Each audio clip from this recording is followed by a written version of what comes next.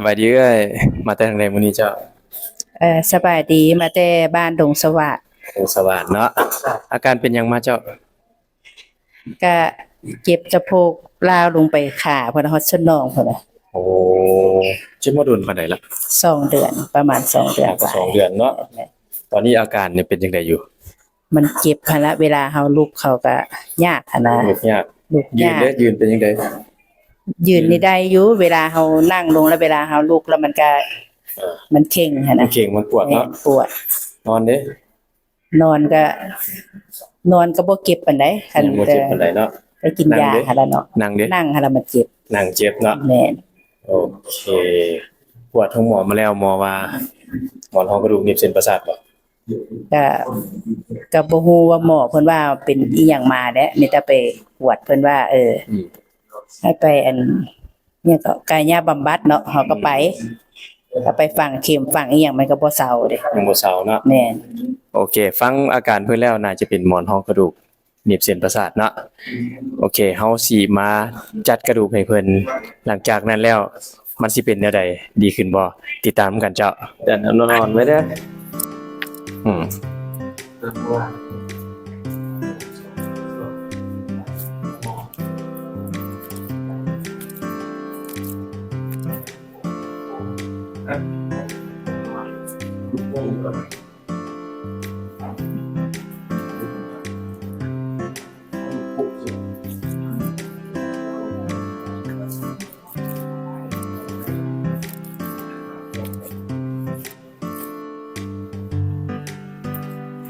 ต้องเก่งเด้อ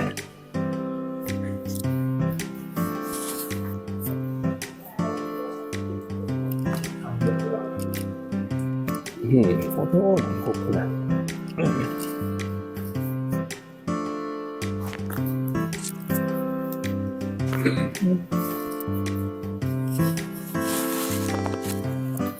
จับ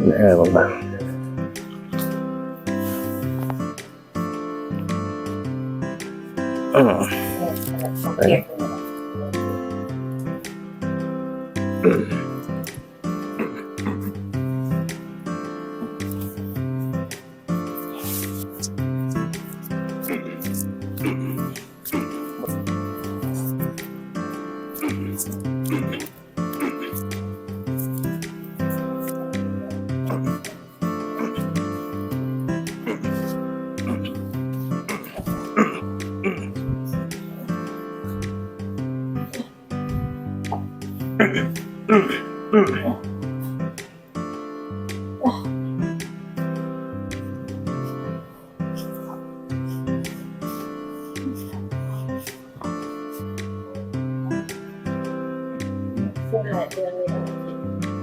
ตัวนี้บ่เป็นสิเฮ็ดได้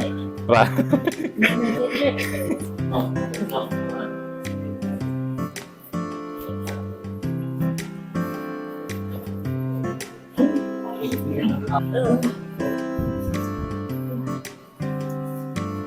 นั่งแล้วเจ็บบ่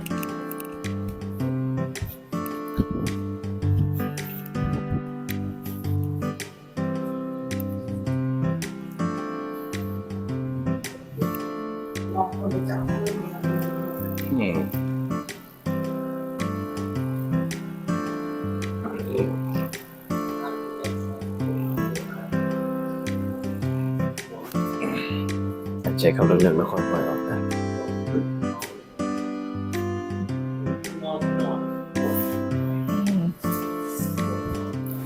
เป็นอะไรเอ้ยหลังจากจัดกระดูกไปแล้วโอ้ยดีขึ้นหลายดีขึ้นหลายเบาขึ้นเลยเบาขึ้นเลยเป็นอะไรแอบเจ็บๆไข้เลยไข้ขึ้นเลยเนาะแม่นยังก็เจ็บๆน้อยๆนึงเลี้ยงเหลือแต่น้อยเดียวเนาะจ้ะโอเคตอนมาคือว่าจากนักแฮงอยู่เนาะย่างจนสิบ่ได้ให้ละบัดนี้ย่างตอนนี้คล่องเลยเนาะเบาขึ้นเลยหลายเนาะเบาหลายละโดยอันนี้เนาะเพิ่นเพิ่นเป็นผู้ป่วยที่ว่าเป็นหมอนรองกระดูกหนีบเส้นประสาทเนาะใครมีอาการแบบเพิ่นเนาะคล้ายแบบนี้เนาะสนใจอยากเข้ามาจัดกระดูกแบบนี้เนาะสามารถจองคิวทักกันเข้ามาได้จ้ะขอบใจอะไร